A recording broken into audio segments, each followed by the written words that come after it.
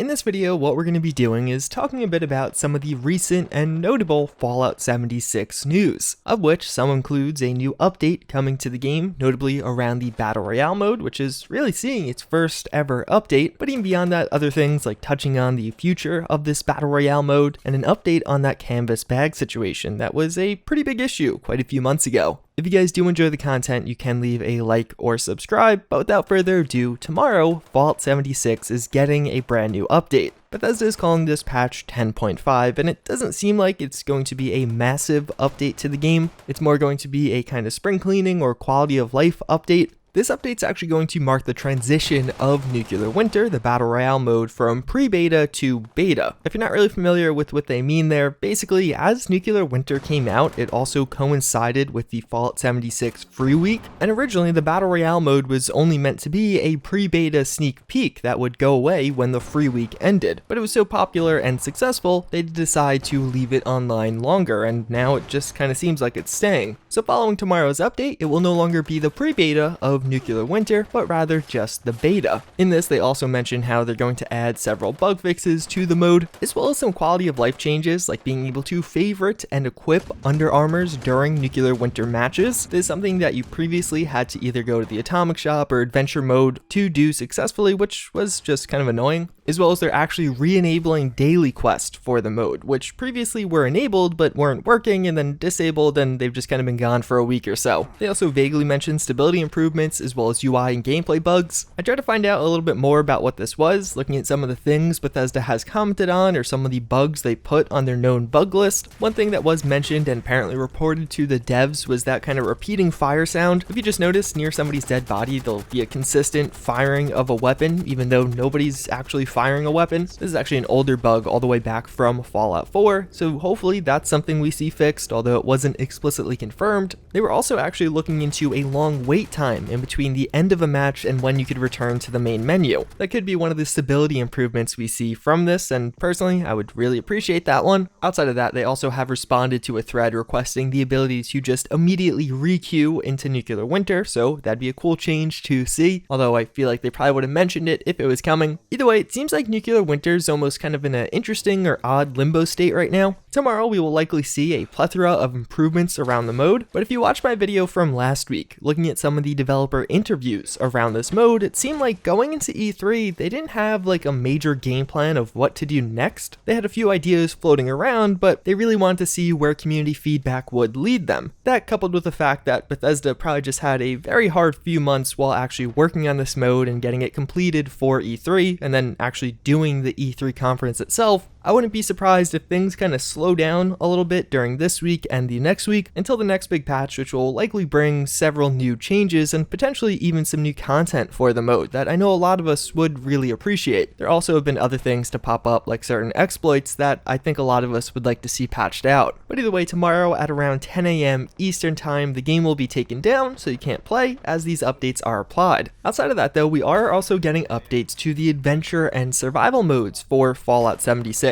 Remember those? Some of the named things are a fix for the Gun Fu perk card, which seems to just not be working right now, as well as you'll actually be able to complete the Operation Tidy daily quest. This was one of the ones added in with Pioneer Scouts that seem to have broken over the past few weeks, but it seems like otherwise that's pretty much going to be it for this update. A relatively small one, but again, a much needed one. Several of those bugs, especially in adventure mode, have just been here for a few weeks. So it is nice to finally see them getting removed from the game. Outside of that, over the past couple of weeks, we did finally see people starting to get their canvas bags for Fallout 76. If you're not familiar with this whole situation, a quick rundown. Bethesda advertised a limited or special edition for Fallout 76, that with the Power Armor edition. With that, it was said you would get a canvas bag with the version. People started getting these and realized, hey, this is not a canvas bag. It was a notably cheaper material and just, again, not as advertised. But eventually they did say if you did purchase the Power Armor edition, you could request a canvas bag, and that it would take 6 or so months to actually create all of those, of which they all just shipped out. And it seems like just a kind of good resolution. Obviously, they're a bit late, but apparently the bags are pretty cool. They are actually made out of canvas, and several people have messaged me with them saying they're actually a nice little bag that they'll probably end up using, and that it seems pretty sturdy. So definitely not the most ideal outcome for the scenario. Ideally, it just would have never happened in the first place, but I haven't haven't seen the resolution to it getting a ton of coverage, and it seems like it probably should be considering how big of an impact or splash it had originally. And then one other thing to talk about that's just kind of a bit odd, at least to me, is the rest of the Fallout 76 DLC. We found out early this year on the roadmap that this summer we would be getting the Nuclear Winter DLC, containing the Nuclear Winter game mode that we did get, that of course being Battle Royale, but we're also apparently getting some kind of legendary player system, some vault raids. I expected this to actually get announced at E3 or us to get a roadmap after E3 posted online in article form. Naturally, a couple weeks has gone by now and we didn't get that. And it's not like you missed something. Bethesda has just been really quiet about all of this. The last time I've personally seen them do any mention of vault raids in Fallout 76 was the week leading up to E3, so basically 3 weeks ago now. And I don't necessarily think this is cause for concern. Technically, they said summer 2019, which only actually started 3 days ago and doesn't end until September 23rd. So I wouldn't be shocked if there still are a few weeks before we see some of these new features get added to the game.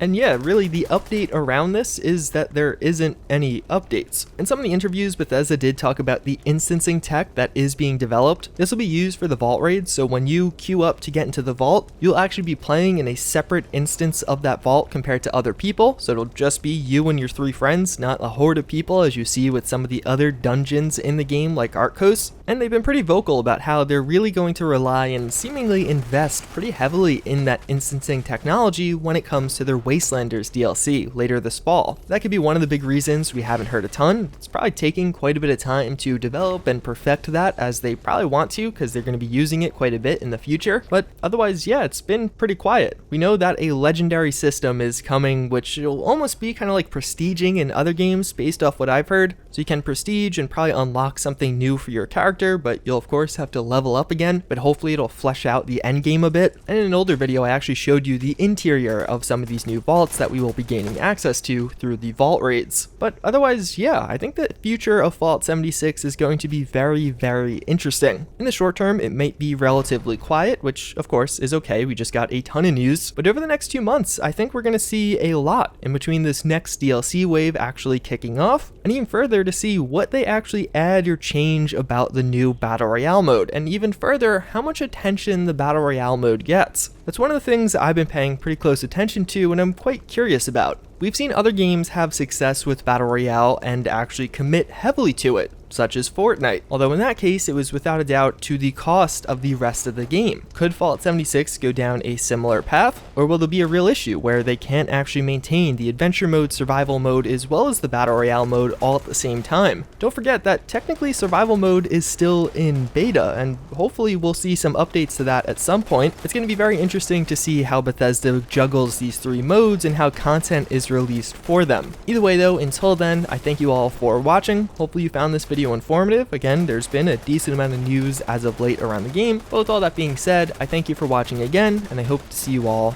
next time. Later.